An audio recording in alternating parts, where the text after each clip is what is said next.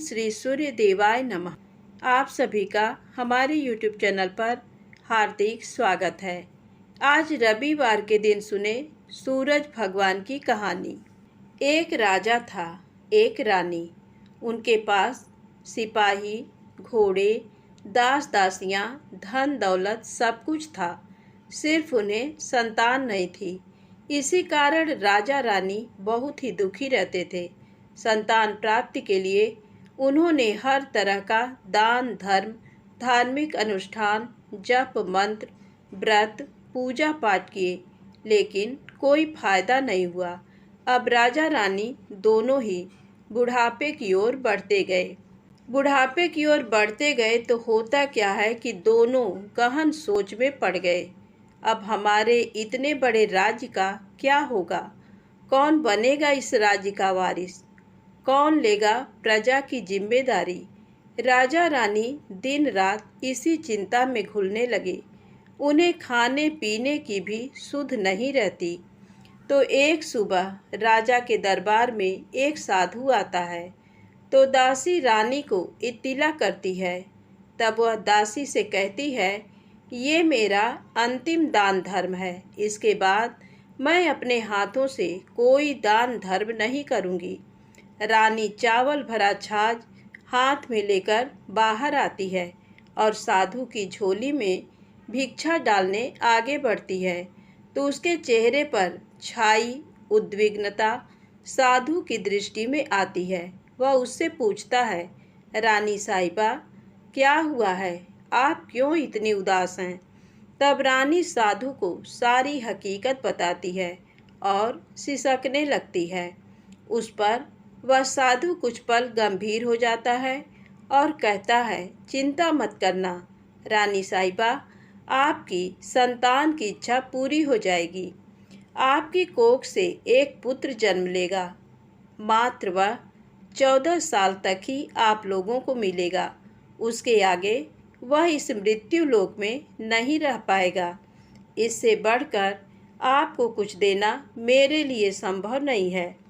अपनी बात पूरी करते उसने अपनी झोली में हाथ डाला, थोड़ी सी भभूत निकालकर रानी को दी और कहा, आप और महाराज दोनों इसे बांटकर ग्रहण करना।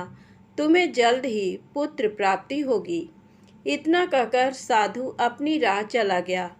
उसके जाने के बाद रानी सोचने लगी, 14 साल तो 14 साल ही सही। उतने समय के लिए हमें पुत्र मिलेगा, यही काफ़ी है। उतने साल तक मैं उसे जी जान से बड़ा करूँगी। उसे ढेर सारा प्यार दुलार दूँगी। अपनी संतान की मुराद पूरी करूँगी। उस रात अपना सारा राजकाज खत्म करके राजा जब रानी के महल में गए तो रानी ने राजा को सारी बात बताई और साधु की दी हुई भभूत राजा को दिखाकर बोली, साधु महाराज ने ये भभूत हम दोनों को ग्रहण करने को कहा है। राजा बोले, इतना दान धर्म किया, जप तप किया, कोई फल नहीं मिला। अब इस भभूत से हमें संतान प्राप्त होगी क्या? उस पर रानी बोली, जब इतना सब कुछ किया तो अब ये भी सही। खामख्वाह उस साधु के क्रोध को क्यों बुलावा दें? राजा को अब किसी पर विश्वास नहीं था, पर रानी को दुख न पहुँचे इसलिए वह राजी हो गया। राजा रानी दोनों नहाते धोते हैं, फिर अपने भगवान का नाम स्मरण करते हैं, अपने पुरखों को स्मरण करते हैं और उस साधु महाराज का नाम स्मरण करके वह भभूत बांटकर दोनों खाते हैं। उसके बाद दोनों निश्चिंत होकर सो जाते हैं। तो कुछ दिन गुजर जाते हैं और साधु द्वारा कहे अनुसार रानी गर्भवती हो जाती हैं। उस पर राजा रानी दोनों की खुशी गगन में नहीं समाती। राजा रानी से बोला, महारानी, सचमुच साधु महाराज की कृपा हो गई। तो 9 माह 9 दिन और 9 घंटे पूरे होकर रानी ने एक सुंदर गोरे चिट्टे पुत्र को जन्म दिया। राजा ने बड़ी धूमधाम से पुत्र का नामकरण किया। सारे राज्य में 8 दिन तक अन्न संतर्पण रखा। उत्सव मनाया गया। अब पुत्र की कुंडली देखने के लिए राज्य के सबसे विद्वान पंडित जी को बुलाया। तो कुंडली देखकर पंडित जी बड़े चिंतित हो गए। कहने लगे, महाराज, हमारा राजपुत्र सिर्फ 14 साल तक हमारे पास रहेगा। राजा को इस बात की भनक थी ही, रानी को भी। साधु महाराज की बात याद थी। दोनों चुप रह जाते हैं। उसके बाद राजा और रानी बड़े प्यार से बेटे की परवरिश करते हैं, उसकी हर ख्वाहिश पूरी करते हैं। थोड़े समय के लिए ही सही, भगवान ने संतान की अपनी मुराद पूरी कर दी। इससे वे समाधान मानते हैं। राजपुत्र दिन प्रतिदिन बड़ा होता है। जब वह 7 साल का हो जाता है तो राजा एक अच्छे गुरु की नियुक्ति करके उसे पढ़ाई लिखाई, राजशास्त्र, शस्त्र विद्या, घुड़सवारी इत्यादि 12 विद्याओं का शिक्षण देते हैं। जब वह सब शास्त्र विद्या में पारंगत हो जाता है और 12 साल की उम्र का हो जाता है, तब एक अच्छी सी राजकन्या खोजकर उसकी शादी कर देते हैं। तो 2 और साल बीत जाते हैं। बेटा 14 साल का हो जाता है। एक दिन राजपुत्र राजा से बोलता है, पिताजी, मैं अपना सारा राज्य घूमकर देखना चाहता हूँ। आज तक मैंने सिर्फ इस रजवाड़े के अतिरिक्त कुछ नहीं देखा है। बेटे की बात सुनकर राजा चिंतित हो जाता है, क्योंकि पुत्र को 14वां साल शुरू हुआ था। अब कोई अनहोनी होने का वक्त नज़दीक आ पहुंचा था, लेकिन राजा ये सब बातें पुत्र को बता नहीं सकता था। वह क्या करता है कि चेहरे पर खुशी लाकर बेटे से कहता है, हाँ हाँ, जरूर जाओ बेटा, तुम्हें अपना सारा राज्य घूम कर देखना चाहिए। कहाँ क्या है ये सब जानना चाहिए। कल मेरे बाद तुम्ही को तो राजा बनना है। मात्र एक बात का ध्यान रखें, तुम जहाँ जा रहे हो, क्या कर रहे हो, ये बात अपनी पत्नी को नहीं बताना। पुत्र कहता है, ठीक है पिताजी, आपने जो कहा है मैं वैसा ही करूँगा। राजपुत्र दिन भर अपनी पत्नी के साथ मौज मस्ती करता है, खुशियाँ मनाता है और रात को ठीक 12 बजे बिस्तर से उठकर बाहर चला जाता है। फिर पौ फटने से पहले वापस अपने महल में आकर सो जाता है। ऐसे बहुत दिनों तक चलता रहा। अब पुत्र का 14वां साल खत्म होने में कुछ दिन ही बाकी रहते हैं। इतने में उसकी पत्नी यानी छोटी रानी रात में जाग जाती हैं। वह देखती हैं कि बिस्तर पर राजपुत्र नहीं है। वह महल में सब जगह देखती हैं, तो राजपुत्र कहीं भी नजर नहीं आता। तो वह क्या करेगी, किससे कहेगी? वह चुपचाप रहती है। फिर भोर होने पर वह देखती है कि उसका पति अपनी जगह सोया हुआ है। वह पति से कुछ नहीं पूछती, लेकिन दूसरी रात भी वैसे ही होता है। तीसरी रात, चौथी रात, ऐसे बहुत दिन तक चलता है। रानी बहुत ही चिंतित हो जाती है। पति रात को जाता कहाँ है, किससे मिलने जाता है? उसके मन में ढेर सारे सवाल उठते हैं, लेकिन उसे पूछने में डर लगता है। शायद पति गुस्सा कर बैठे। सास ससुर से पूछने के बारे में सोचा तो उसकी कुल मर्यादा बीच में आ जाती थी।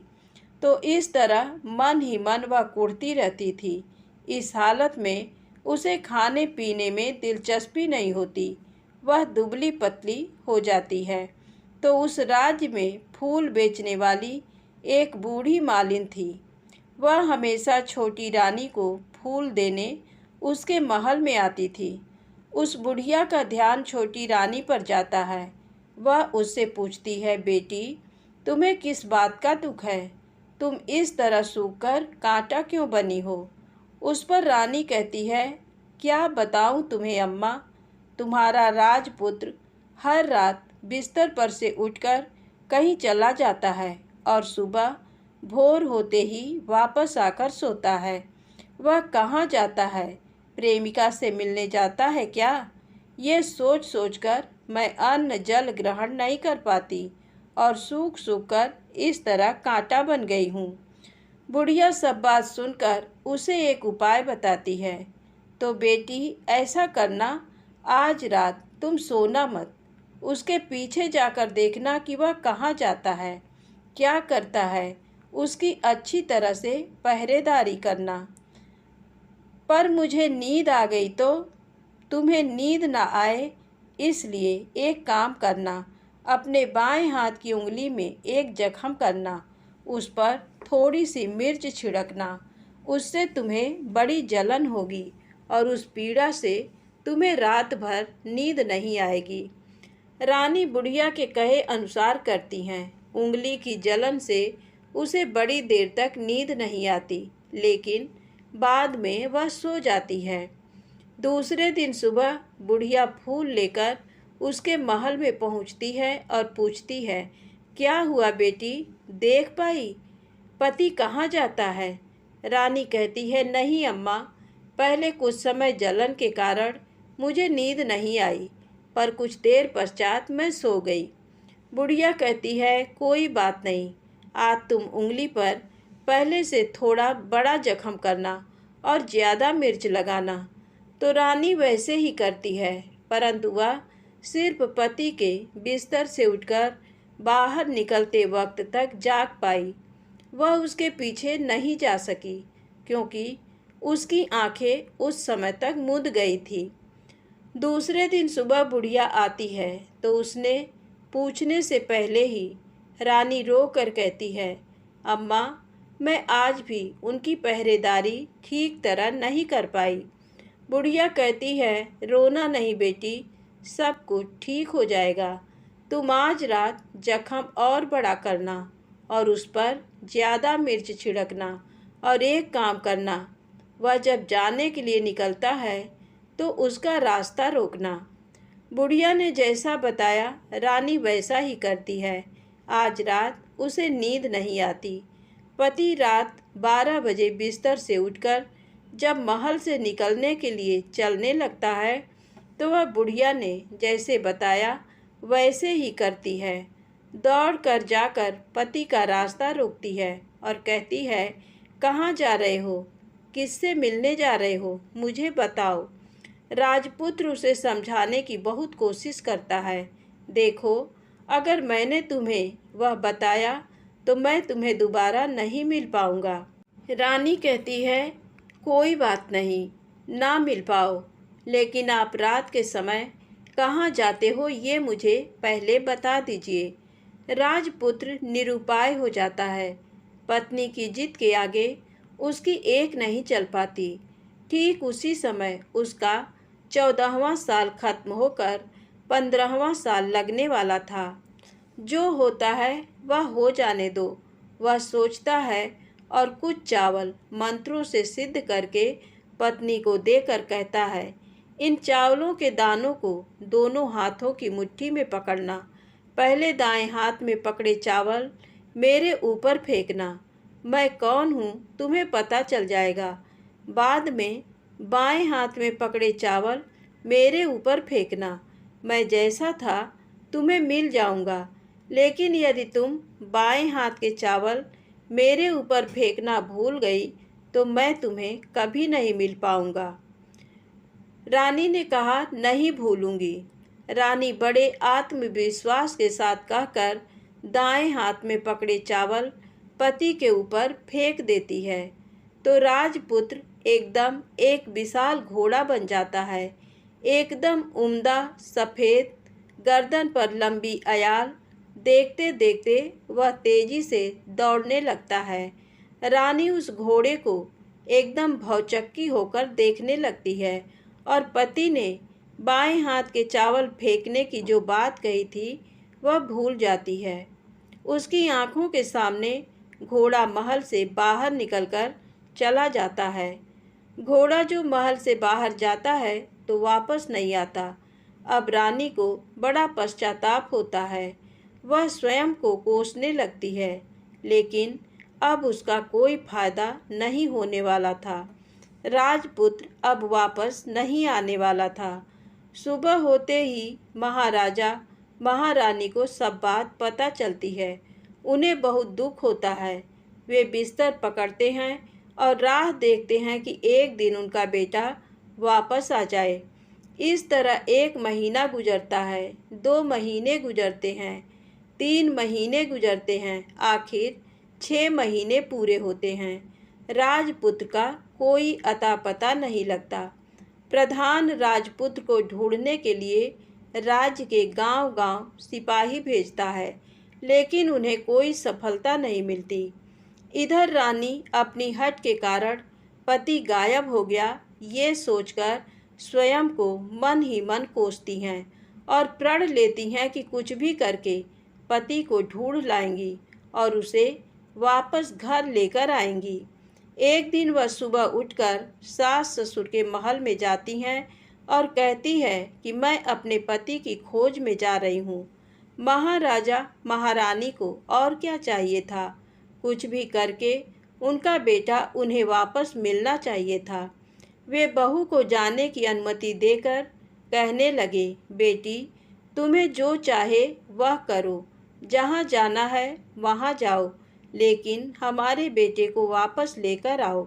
अब रानी अपना शाही वेश बदलकर एक सेठानी बन जाती है।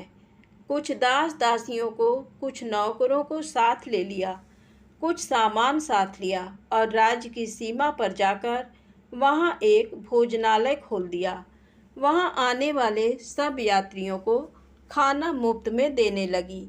मात्र एक शर्त रखी कि खाने वाले को उसकी देखी कोई अजीब चीज उसकी मालकिन को यानी राजकन्या को बतानी पड़ेगी। तो वहाँ आने वाला हर नागरिक अपनी तरफ से मैंने ये देखा, मैंने वह देखा कहकर वहाँ से मुफ्त खाना खाकर जाता था। परंतु रानी को जो बात चाहिए थी वह अब तक मिली नहीं थी। ऐसे ही कुछ दिन बीत गए तो इधर क्या होता है कि रानी के महल में फूल लेकर जाने वाली बुढ़िया के एक बेटा और बहू थे। उनका एक छोटा बेटा था, यानी बुढ़िया का एक पोता था। तो बेटा और बहू सुबह काम के लिए निकलते थे तो पोते को संभालने की जिम्मेदारी बुढ़िया पर रहती थी। बुढ़िया दिन भर पोते को संभालती थी। एक दिन बुढ़िया को पान खाने की आदत थी तो पान लगाने के लिए चूना चाहिए था। वह उसे तैयार करने के लिए सीपियाँ लेकर आई। इन सीपियों को भूनने के लिए गोबर के कंडे चाहिए थे। कंडे इकट्ठा करने के लिए वह बांस की टोकरी लेकर चरवाहे के मैदान में गई। वहाँ बहुत सारे कंडे थे। उन्हें जमा करते करते उसे घर आने में अंधेरा हो गया। इस ओर शाम होते ही काम से वापस बेटा बहू घर पहुँचे तो देखा कि बच्चा घर पर अकेला है और रो रहा है। वे दोनों गुस्से से लाल पीले हो गए। इतने में बुढ़िया घर आ पहुंची। बेटा ने पूछा, पोते को घर अकेला छोड़कर कहाँ गई थी? बुढ़िया बताने लगी कि मैं गोबर के कंडे इकट्ठे करने गई थी। इस पर बेटा बोला, दोबारा बच्चे को अकेला घर पर छोड़कर यदि कहीं गई तो मैं तुम्हें बहुत पीटूंगा। बुढ़िया कहने लगी, नहीं बेटा, फिर कभी ऐसा नहीं करूंगी। लेकिन दूसरे ही दिन बुढ़िया वह बात भूल गई और फिर चरवाहे के मैदान पर कंडे इकट्ठा करने चली गई। शाम को जब बेटा बहू काम से वापस लौटे तो देखते हैं कि बच्चा घर पर अकेला है और रो रहा है। अब उसके बेटे की सहन शक्ति खत्म होने लगी और बुढ़िया के वापस आने पर उसे घर से निकाल दिया। बुढ़िया रात भर घर के बाहर अंधेरे में बैठी रही और सुबह होते ही हाथ में टोकरी लेकर कंडे इकट्ठा करने के लिए निकल गई। उस दिन उस पर कंडे इकट्ठा करने का मानो पागलपन सवार था। कंडे इकट्ठा करते करते कब अंधेरा छा गया उसे मालूम ही नहीं चला। उसे जब ध्यान आया तो गांव का रास्ता भी ठीक तरह से दिखाई नहीं दे रहा था। वह अंधेरे में आंखें फाड़कर देखती देखती किसी तरह आगे निकल पड़ी। तो होता क्या है कि एक कपिला गाय छन छन की आवाज़ करते, गले की घंटी बजाते ठुमक कर उस मैदान पर आ गई। उसे देखकर बुढ़िया सोचने लगी कि इस गाय के पीछे पीछे जाऊंगी तो गांव तक पहुंच जाऊंगी। तब बुढ़िया उसके पीछे पीछे जाने लगी। वह गाय क्या करती है कि उस मैदान से लेकर एक एक करके 6 मैदान पार करती है। आखिर में वह 7वें मैदान पर पहुंचती है। तो वहाँ क्या होता है कि उस मैदान पर एक बड़ा सा पत्थर है। गाय जाकर उस पत्थर को अपना सींग मारती है। सींग मारा तो वह पत्थर दूर हट गया और पाताल में नीचे जाने की सीढ़ियाँ दिखाई देने लगी। तब वह गाय उन सीढ़ियों से नीचे जाने लगी। बुढ़िया वह सब देखती रही और झट जाकर गाय की पूँछ को पकड़ लिया। पूँछ पकड़कर वह गाय के साथ नीचे पाताल में पहुंच गए। पाताल में पहुंचते ही तुरंत गाय की पूँछ छोड़ दी और इधर उधर देखने लगी। वहीं से बुढ़िया ने देखा कि पाताल में सब जगह जगमगाहट है। दिया दीप जलते हैं और तेज रोशनी गाय के ऊपर पड़ती है और वहाँ अद्भुत घटनाएं घटने लगीं। गाय के नीचे जाते ही उसके गले में अपने आप सांकल पड़ गई और छम छम करके कोई दुधाड़ी में गाय का दूध दूहने लगी। लेकिन जो भी कोई वह कर रहा है वह मात्र दिखाई नहीं दे रहा। बुढ़िया बहुत घबरा गई, कहाँ आकर फंस गई। वह सोचने लगी और यहाँ वहाँ छिपने के लिए जगह ढूंढने लगी, लेकिन उसे कहीं भी जगह नहीं मिली। हर जगह उजाला ही उजाला था। तो वह यूँ एक कोनों में खड़ी रह गई और जो कुछ सामने हो रहा था उसे चुपचाप देखने लगी। कुछ पल के बाद वहाँ झट से एक उम्दा सफ़ेद घोड़ा आया। वहाँ 2 कुंड थे। उसमें से एक कुंड में उस घोड़े ने छलांग लगाई और ऊपर आ गया। अब उसे राजपुत्र का रूप प्राप्त हो गया। राजपुत्र बनने के बाद उसने दूसरे कुंड के पानी में स्नान किया। वहाँ रखे नए कपड़े पहने हैं। नज़दीक ही एक सुंदर पलंग था, उस पर आकर वह बैठ गया। उसके सामने अपने आप 5 पकवानों की थाली आ गई। दूध की एक प्याली आ गई। पान सुपारी आ गए। उसके सामने एक दिया जलता रहा। राजपुत्र ने खाना खाया, दूध पिया, पान सुपारी खाया और बिस्तर पर लेट जाने से पहले सूर्य देव का स्मरण करके सामने जलते दिए से पूछा, दिए दिए दीपंकर, मेरे माता पिता क्या कर रहे हैं? दिया बताने लगा, बेटे के शोक में डूबे हैं। राज्य कौन संभाल रहा है? राज्य प्रधान संभालता है। मेरी पत्नी क्या करती है? उसने चौराहे पर भोजनालय शुरू किया है और आते जाते लोगों से वह नई खबर के बारे में पूछती है। दिए के ये कहते ही राजपुत्र कहने लगा, ठीक है। उसके बाद वह सो गया। बुढ़िया कोने में खड़ी रहकर ये सब देखती रही। ऐसी अद्भुत घटना उसने जिंदगी में पहली बार देखी थी। उसे अंदर ही अंदर चुलबुलाहट होने लगी। वह अपनी भूख प्यास भूल गई और आगे क्या होता है कि उसे उत्सुकता से देखने लगती है। लेकिन उसके बाद और कुछ घटनाएं नहीं घटती। रात गुजर गई और सुबह हो गई। सुबह होने पर पलंग पर सोया राजपुत्र उठा और फिर से पहले वाले कुंड में छलांग लगाई। तो अब वह फिर से घोड़ा बनकर कुंड से बाहर आ गया। बाहर आते ही वह तेजी से उस पाताल नगरी से बाहर निकल गया। लेकिन वह कहाँ गया, बुढ़िया को कुछ पता नहीं चला।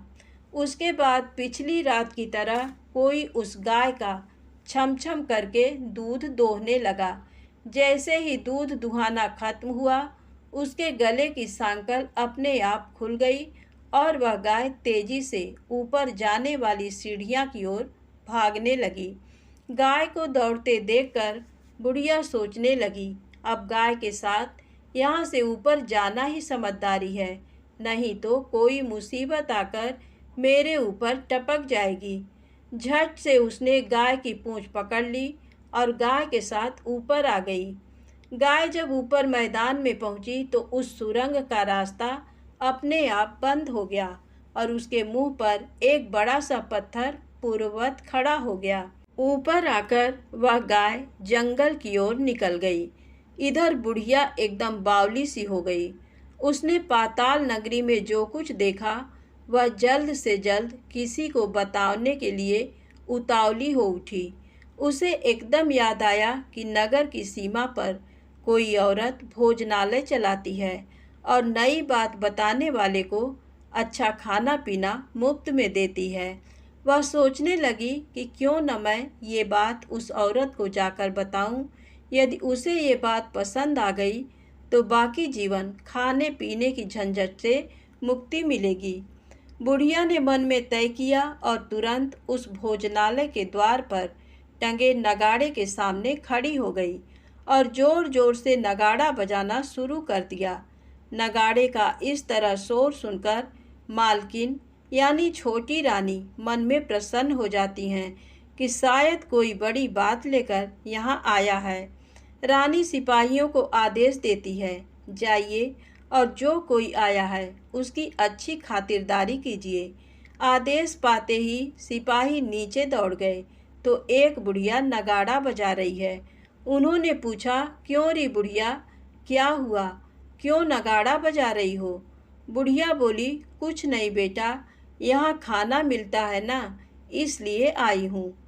खाना चाहिए, मिलेगा, लेकिन तुझे कोई नई बात बतानी पड़ेगी। हाँ बताऊंगी, एक बात मालूम है मुझे। इस पर सिपाही उसे अंदर लेकर आए। उनको मालकिन का आदेश था कि जो कोई बूढ़ा बुजुर्ग वहाँ आए उनके साथ अच्छी तरह पेश आना, उनका अच्छा आदर आतिथ्य करना। तो सिपाही ने उस बुढ़िया का भरपूर आदर आतिथ्य किया। उसे बड़ी सी थाली भरकर व्यंजन परोसते हैं। बुढ़िया कुछ दिनों से भूखी थी, वह खाने पर टूट पड़ी। खाना खाने के बाद सिपाही ने उसे नई साड़ी पहनने को दी। उसके बाद उसे लेकर रानी के पास आए। बुढ़िया और रानी ने तुरंत एक दूसरे को पहचान लिया। बुढ़िया बोली, बेटी तुम? और रानी बोली, अम्मा तुम? बड़ी देर तक दोनों भांति भांति की बातें करती रहीं। आखिर कुंवरनी बुढ़िया से कहने लगी, अम्मा अब बताओ तुमने क्या नई बात देखी है? नई बात? मैंने कोई नई बात देखी नहीं है। वह तो मेरे पास तुम्हें देने के लिए खाने के पैसे नहीं थे, इसलिए मैंने झूठ कहा और नगाड़ा बजाया। रानी ने कहा, अम्मा घबराना नहीं, मैं किसी को तुम्हारा नाम नहीं बताऊंगी। फिर भी बुढ़िया मैंने क्या देखा, कब देखा करके आनाकानी करने लगी। इस पर कुंवरनी ने उससे कहा, देखो अम्मा, यदि तुमने मुझे वह नई बात बताई तो जिंदगी भर मैं तुम्हारी देखभाल करूंगी और तुम्हें रानी माता की तरह रखूंगी। अब बुढ़िया बताने को तैयार हो गई। उसने जो कुछ उस चारागाह वाले मैदान पर देखा था वह सब कुछ कुंवर रानी को बता दिया। बुढ़िया की वे बातें सुनकर कुंवरनी को यकीन हो गया कि वह राजपुत्र उसी का पति है। वह तुरंत बुढ़िया से कहने लगी, अम्मा मुझे उस जगह पर ले चलो। नहीं बेटी, वह पाताल राज्य है, सांप है। यदि किसी ने तुम्हें देख लिया तो तुम्हारी जान खतरे में पड़ सकती है। लेकिन रानी उसकी एक भी नहीं सुनती। उसे उस जगह ले जाने के लिए हठ करने लगी। आखिर में बुढ़िया ने उसका कहना मान लिया और कहने लगी, ठीक है, मैं तुम्हें वहाँ लेकर चलती हूँ, पर आज नहीं कल। वहाँ जाना है तो शाम को ही जाना होगा। तो दूसरे दिन दोपहर को रानी बुढ़िया के साथ उस मैदान पर गई और एक जगह छुपकर गाय के आने की राह देखने लगी। दिन ढलते ही अंधेरा घेरने लगा और गाय हमेशा की तरह वहां आ गई। मैदान के उस कोने में जाकर उसने पत्थर पर सींग मारा तो झट से पत्थर हटकर वहां सुरंग में जाने का रास्ता खुल गया। गाय उस रास्ते से नीचे उतरने लगी तो बुढ़िया रानी से कहने लगी, जल्दी आगे बढ़ो, हम गाय की पूंछ पकड़कर नीचे उतरेंगे। तो दोनों गाय की पूंछ पकड़कर नीचे उतर गईं। बुढ़िया पहले जिस कोने में छिपी थी उस कोने में छिप गई। अब नीचे सब कुछ पहले जैसा घटित हो रहा था। गाय के गले में अपने आप सांकल पड़ गई। कोई अदृश्य रूप से उसका दूध दूहने लगा। एक सफ़ेद उम्दा घोड़े ने आकर एक कुंड में छलांग लगाई तो राजपुत्र के रूप में ऊपर आया। वह राजपुत्र दूसरे कुंड में नहाने लगा। बाद में उसके सामने खाने की थाली आ गई, दूध की प्याली आ गई, पान बीड़ा आ गया। राजपुत्र सब ग्रहण करके सोने के लिए पलंग पर गया तो सोने से पहले सूर्य देव का स्मरण करके वह दिए से पूछने लगा, दिए दिए दीपंकर, मेरे माता पिता क्या कर रहे हैं? तो दिया कुछ जवाब नहीं देता, बल्कि वह बुझने लगता है। तब राजपुत्र को कुछ अघटित हुआ है इसका संदेह हो गया है। वह उदास हो गया और जो कुछ हुआ है वह हो जाने दो ऐसा सोचकर सोने के लिए बिस्तर पर लेट गया। अब रानी का संयम छूट गया। वह दौड़कर पति के पास गई और उसके पैर पकड़ने के लिए आगे बढ़ने लगी। राजपुत्र तुरंत ही पत्नी को पहचान गया।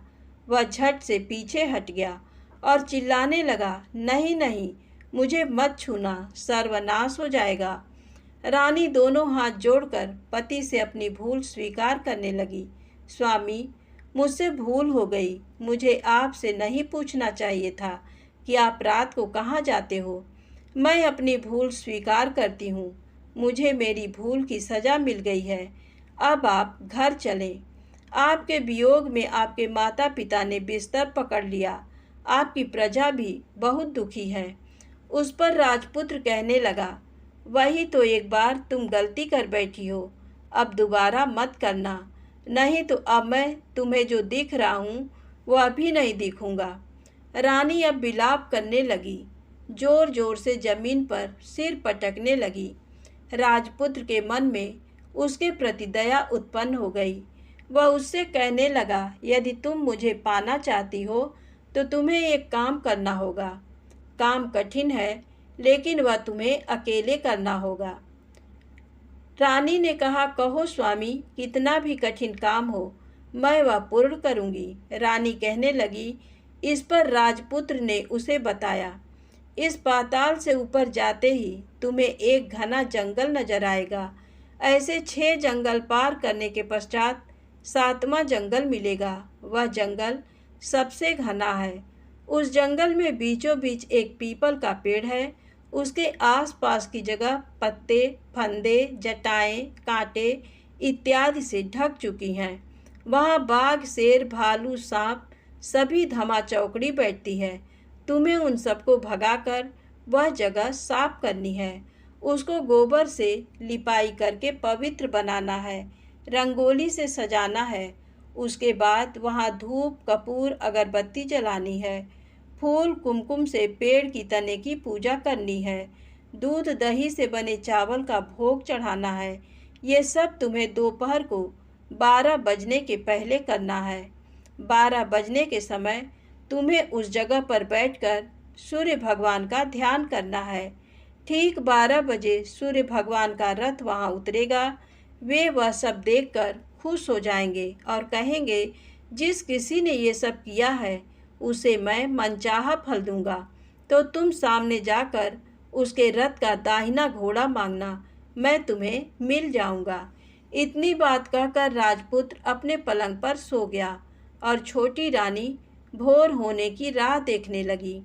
भोर होते ही वह बुढ़िया के साथ गाय की पूंछ पकड़कर ऊपर आ गई। ऊपर आने के बाद वह बुढ़िया से कहने लगी, अम्मा, अब मैं अकेले ही आगे जाऊंगी, तुम भोजनालय वापस जाओ। वह जंगल में जाकर राजपुत्र की बताई जगह ढूंढने लगी और स्वयं आरी से वह जगह साफ कर दी। बाद में राजपुत्र ने जैसे बताया वैसी लिपाई पुताई करके वापस आ गई। दूसरे दिन पौ फटने से पहले उठी और जंगल में उस जगह पहुंची। वहां जाकर इत्र, गुलाब का पानी छिड़क कर वह जगह सुगंधित की। धूप अगरबत्ती जलाकर उसे पवित्र किया और पूजा की। सब सामग्री वहां तैयार रखकर सूर्य भगवान का ध्यान करने बैठ गई। जैसा कि पति ने बताया था, दोपहर को ठीक 12 बजे सूर्य भगवान का रथ उस पीपल के पेड़ पर आकर रुका है। सूर्य भगवान ने जब रथ से नीचे देखा तो सुगंधित वातावरण देखकर वे बहुत प्रसन्न हो गए। फिर वे बोले, जिस किसी ने ये काम किया है वह यहाँ आकर आज मुझसे कुछ भी मांगे, मैं उसे दे दूंगा। रानी ने जब ये शब्द सुने तो बिना समय गंवाए दौड़कर उनके सामने आ गई और उनको साष्टांग नमस्कार करके बोली, भगवान, वह मैं ही हूँ, मैंने ही ये जगह साफ की है। अच्छा, तो तुम्हें जो चाहिए वह मांगो। भगवान, मुझे आपके रथ का दाहिना घोड़ा चाहिए। सूर्य भगवान बोले, नहीं नहीं, मैं तुम्हें और कुछ भी दे सकता हूँ, लेकिन ये घोड़ा नहीं दे सकता। मेरे रथ के 12 घोड़े हैं, तुम चाहो तो कोई और घोड़ा मांग लो, लेकिन ये दाहिना घोड़ा नहीं, वह मैं तुम्हें नहीं दे सकता। छोटी रानी एक नहीं सुनी, वह सूर्यदेव से एक ही बात कह रही थी, वही दाहिना घोड़ा दे दीजिए, नहीं तो मैं आपके पैरों में गिरकर अपनी जान दे दूंगी। अब सूर्यदेव धर्म संकट में पड़ गए। उन्होंने वचन दे दिया था, अब अपने वचन से पलट भी तो नहीं सकते थे। तब सूरज भगवान ने बोला, मैंने तुम्हें घोड़ा दे दिया, लेकिन घोड़ा तो दिया है, वह तुम्हें यहाँ नहीं मिलेगा, तुम्हें उसे पाताल में जाकर लाना होगा। रानी बोली, पाताल में ही क्या भगवान, मैं उन्हें पाने के लिए कहीं भी जा सकती हूँ। रानी को वचन देकर सूर्यदेव अपने मार्ग चले गए और इधर रानी जंगल से अपने भोजनालय में आ गई। फिर वह बुढ़िया को लेकर उस मैदान पर आ गई। जल्दी ही शाम हो गई। शाम होते ही वहाँ वह गाय आ गई और उसने सींग मारकर सुरंग का पत्थर हटाया तथा नीचे उतरने लगी।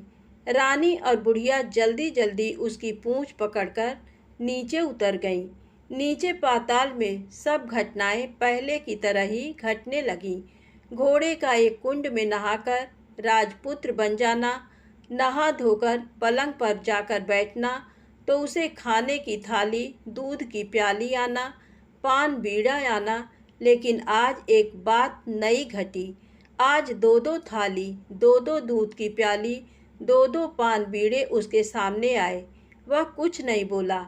अपने हिस्से की थाली खाकर, दूध पीकर और पान बीड़ा चबाकर वह सोने चला गया और हमेशा की तरह दिए से पूछने लगा, दिए दिए दीपंकर, मेरे माता पिता क्या करते हैं? दिया ने बताया, वे दोनों तुम्हारे शोक से मरने की स्थिति में पहुंच गए हैं। ऐसा झट से उसकी आंखों से आंसू टपकने लगे। फिर वह पूछने लगा, दिए दिए दीपंकर, मेरा राज्य कौन चला रहा है?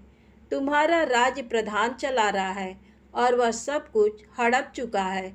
वह प्रजा पर बहुत अत्याचार कर रहा है। सुनकर राजपुत्र को बहुत गुस्सा आया। वह गुस्से से अपनी मुट्ठी भींचने लगा। अब वह पूछने लगा, दिए दिए दीपंकर, मेरी पत्नी क्या कर रही है? अब दिया कुछ नहीं बोला, चुप रहा। अब रानी का संयम जवाब दे गया। वह दौड़कर पति के गले लग गई। अब मैं तुम्हें मिल गया, राजपुत्र कहने लगा।